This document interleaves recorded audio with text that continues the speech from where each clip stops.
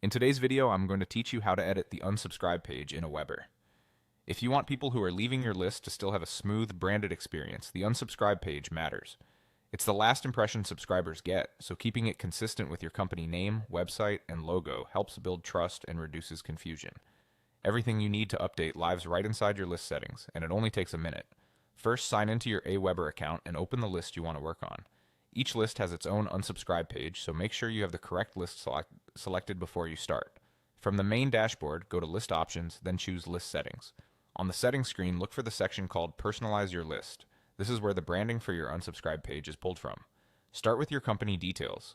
Update the company name exactly as you want it to appear. This should match what subscribers see in your email so they immediately recognize who you are. Next, add your website URL. Use your primary domain and include the full URL with the secure HTTPS format, so links look professional and work reliably. Then upload your logo. A clear, high-resolution file with a transparent background typically looks best. Keep the file size reasonable to help the page load quickly, and double-check that the logo is not cropped after upload. Now move to the list description. This brief description helps people confirm they are in the right place when they land on the unsubscribe page.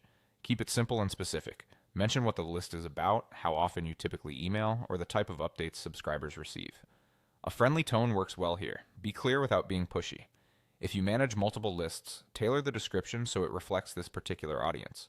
When you are happy with the details, scroll down and click Save All Settings. That single save applies your company name, website, logo, and description across this list's unsubscribe page, keeping it aligned with your brand.